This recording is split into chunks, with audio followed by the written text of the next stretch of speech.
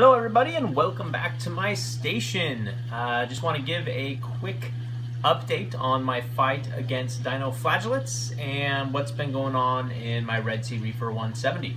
So, really briefly, the Dino flagellate fight really came up and I lost. I've done everything including H2O2 dosing. The only things I haven't done are I believe it's called like Dino X, and there's one other product out there to try to fight it.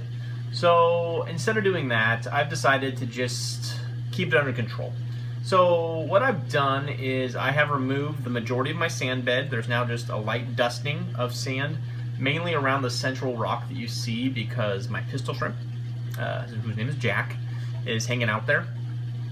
And then I've removed snails as they've died. But the really interesting thing is the only snails that seem to be affected thus far are the Trochus snails and my one Nasserus snail.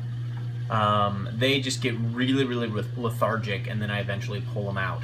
The Seriths seem completely fine and I'm not exactly sure why. Ever since removing the sand bed and vacuuming, water changing, so on and so forth, the dinos really haven't come back. You'll see a small amount of them growing on the sand bed, but they quickly disappear, I think largely due to the movement of the Serith snails.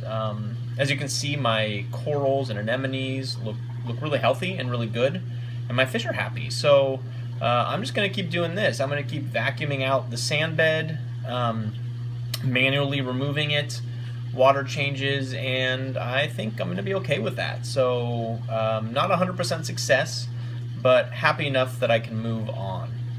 That being said, my corals are doing really well after the H2O2 dosing. The green star polyps, which I know are not the nicest ones, but I think they're going to look really good once they cover that whole rock. They're encrusting nicely, and I'm not going to let them move out past that rock. My anemone is opening up quite well. It's probably doubled in size. You know, honestly, I can't really tell because they grow so slow, but in the few months that I've had her in there, probably doubled in size. My frog spawn is opening up quite well.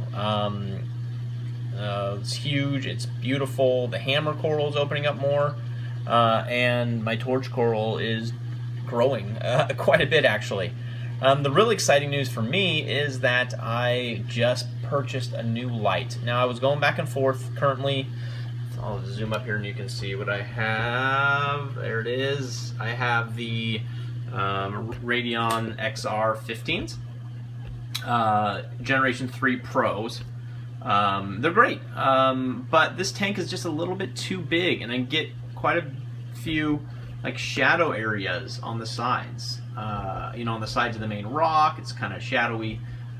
So after going back and forth, pricing things out, I was debating between some Kessel lights, the AI Hydras, but at the end of the day, I went with the Ecotech Radions XR30 Generation 3 Pros. They're expensive, not gonna lie. You know, buy them new, they're $750. I got mine on eBay from some guy who was selling it, gave me a deal at $650. And I'm only justifying that to myself because I'm going to be selling this one. So if you go on eBay, actually, just type in XR whatever 15 Generation 3 Pro. It should be ending soon. You're going to get a good deal. It's in great shape. I've used it for about 9 months. No problems at all. And I'm also selling the RMS mount with that, the arm mount. So anyway, you can check that out if you want to. I'm not trying to sell you anything, but if you're in the market, it is a great light. But I'm super excited for my new light, and not because of intensity. My corals have had great growth under this light, but really because of the spread. I'm going to have to keep the lights turned down, probably 50% max. But it's just going to bring out color all over my tank. You know, basically you're doubling the size, which is fantastic. I wanted to report I've had one problem, actually, and that problem is my Tunes Osmolater malfunctioned, and I knew it could happen. I was worried that it might happen, and it finally did happen. This morning my wife woke me up, 7 a.m. Luckily I got to sleep in quite a bit. For those of you with kids, you know that 7 a.m. is sleeping in. So she woke me up and said there's weird gurgling sound and there's a lot of air bubbles in your tank, and of course I knew exactly what it was. And for some reason my osmolater was registering as level, but the last chamber of my sump was empty almost. So I took out the optical sensor, I had to clean it, and then it filled back up. But the problem was, as well, is I've been dosing Kalkwasser in my auto top-off container. So I had a huge spike of my pH, and that's never a good thing. It went from 7.9 to 8.8, you know, in the span of, you know, 1.5 to 2 minutes. Everything seems fine, you know. That's happened to me quite often in the past. Kalkwasser doesn't sustain a very high level of pH for too long, so it did come back down relatively quickly. So yeah, overall pretty happy there. Another update, my calcium and my alkalinity. You know, I've tried everything to keep my calcium and alkalinity levels high, and they just don't, period. All that ends up happening if I try to keep my alkalinity anywhere like 8 or above even, is I get a lot of calcification on everything, on my pumps, on my glass. If I try to keep I can keep my calcium up. I keep my calcium around 400, but I basically bought these dosers, you know, a long time ago, and I just kept upping my dosing and upping my dosing and upping my dosing, and nothing was happening. And so I pretty much tried everything, and I have given up. And so now I am only using Kalkwasser in my auto top-off and water changes, and I have accepted the fact that my alkalinity is going to stay around 7 and my calcium will be between 4 and 425. Not ideal, but I think it's going to be fine, so I'm okay with that.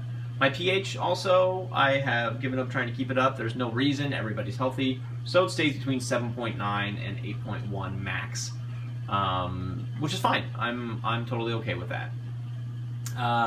Everything else is going really well in my tank. I'm excited for my new lights, and I'm also going to be purchasing some new corals soon.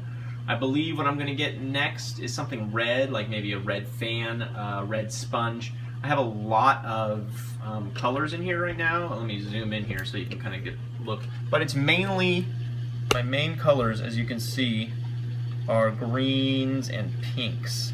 And I would like to get some more color in there. And I especially need some stuff over on my left-hand column. So thinking something red here. I'm not exactly sure. If you have any suggestions of what goes next in my tank, please let me know. I'm not a big SPS fan, but I'm definitely willing to put in some SPS, you know, mainly for the coloration. So if you know something beautiful that would accent this tank really well, I really have that entire left-hand column that you see that I want to add to. And then on the right-hand side, I'm probably not going to put anything near the anemone, but I can put some corals in between the anemone and the Euphyllia garden. And then I also have this rock up on the front left that you can see. I have the green star polyps on the right rock, but on the left rock I want something else on there, maybe some sort of mushroom, maybe another sort of encrusting coral. I don't know, any suggestions? I would love to hear it. Also, I only have 2 clowns in here. My tank is about 40, it's about 33 gallons up top, 10 gallons in the sump. I want to add something else. I want to add 1 or 2 more fish, and I'm not sure which way to go. So if you have any suggestions for fish that can succeed in this small tank, that hopefully will get along well, or at least can run away from the 2 clowns who have had the run-of-the-mill for a long time, please put a comment, a message below. I would greatly appreciate that. Yeah, anyway, overall, super happy with the tank. Please post any comments or concerns or anything, and yeah, have a great day, everybody. Happy weekend.